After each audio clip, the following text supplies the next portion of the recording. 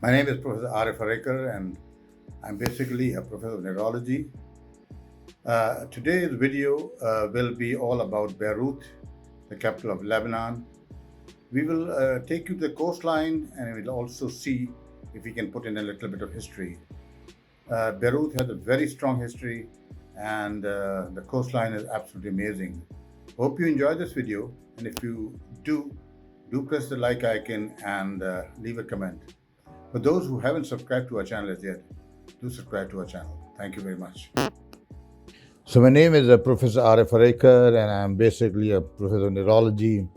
But my passion for travel takes me to different parts of the world. And here, I'll today be talking about Beirut, the capital city of Lebanon, the largest city of Lebanon. Let me tell you something about the population. Its population is greater. Beirut has 2.2 million. This was 2014, and I'm sure much more. It is the third largest city in the Levant region. The city is situated on a peninsula at the midpoint of Lebanon, the Mediterranean coast. Now, Beirut has been inhabited for more than 5,000 years and was one of the Phoenicia's most prominent cities. In English, it's called Beirut. In Arabic, it's called Beirut. So it is also the seat of the government and plays a very important central role in the Lebanese economy, with many banks and corporations based in the city. Like I've said, it was settled more than 5,000 years ago, and several prehistoric archaeological sites are there to be discovered by the tourists. The earliest settlement of Beirut was on an island in the Beirut River, but the channel that separated it from the banks sighted and the island ceased to be. Excavation in the downtown areas have unearthed layers of what we call the Phoenician and other Roman, Arabic, Crusaders, and Ottoman, of course, remains. It was conquered by the Muslims in 1635. Prince Arsian bin al-Mundhir founded the Principality of Sin al-Fil in Beirut in 1759. From this, the principality developed the later Principality of the Mount Lebanon, which was the basis for the establishment of what we call the Greater Lebanon. So, as a trading center of the Eastern Mediterranean, Beirut was overshadowed during the Middle Ages.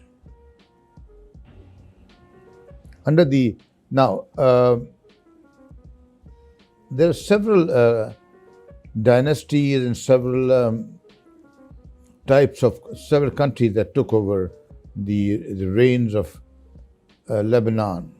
So, under Ottoman Empire, like Sultan Selim, the Ottomans conquered Syria, including the present-day Lebanon. Beirut was controlled by local Druze emirs throughout the Ottoman Empire or period. One of them, Fakhr al-Din, fortified it early in the 17th century, but the Ottomans reclaimed it in 1763. With the help of Damascus, Beirut successfully broke Acre's monopoly on the Syrian maritime trade, and for a few years supplanted it as the main trading center in the whole region. Under the Ottoman Empire, Sultan Selim, the Ottomans conquered Syria, including the present-day Lebanon.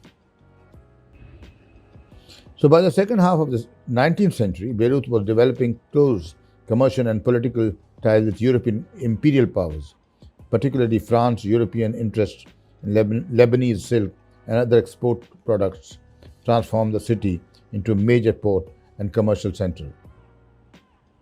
The boom in the cross-regional trade allowed certain groups, such as the Sursock family, to establish trade and manufacturing empires that further strengthened the Beirut's position as a key partner in the interest of imperial dynasties. Ottoman power in the region continued to decline. So sectarian and religious conflicts, power vacuums, changes in political dynamics of the region culminated in 1860 Lebanon conflict. So Beirut then became a destination for Maronite Christian refugees fleeing from the worst areas of fighting in Mount Lebanon. So Lebanon has Muslims a little more populated than the Christians, but they have both the Christians and the Muslims live together. So when I went to Beirut, I was down the streets. I was told by my guide how things were. The different emperors came in, the different empires came in, the French, the Ottoman Empire, and different types of and then the Arabs.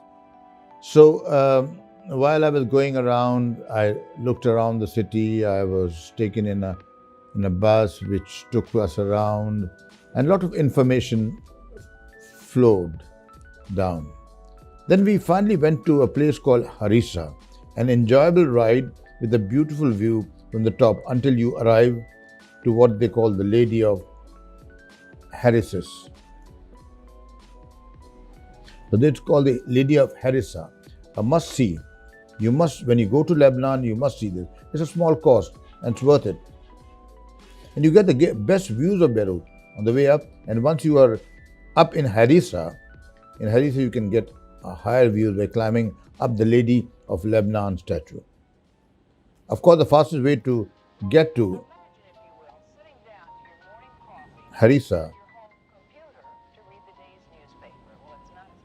while enjoying the bedazzling views of Joni, the famous bay, and the beautiful Mediterranean Sea. I mean, it looks like you're seeing the whole place from an elephant. I, of course, loved it.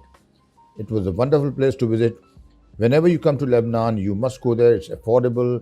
There's a nice view. There's a shorter way to go to Harissa. So we made a lot of beautiful pictures. Of course, the ride was cool. The scenery was absolutely breathtaking. The night views were absolutely dynamic. And when you look from the cable car down on the illuminated part of the Joni Bay, it's absolutely amazing. Of course, you can come here by a car, but this is the best way. Go up the cable car, go to the statue, and of course, see a view. For those who would like to go to the church, it's open only for masses and prayers. Like I did, you can climb the statue of Saint Mary. It is quite crowded here, so you may have some difficulties with reaching the top. The view is great, of course. It's definitely worth trying. Of course, you can see some cafes nearby, so you can spend good quality time sitting at the cafes as well. So our trip to the Harissa region of Beirut was absolutely amazing, and the sight of the bay below was absolutely sparkling.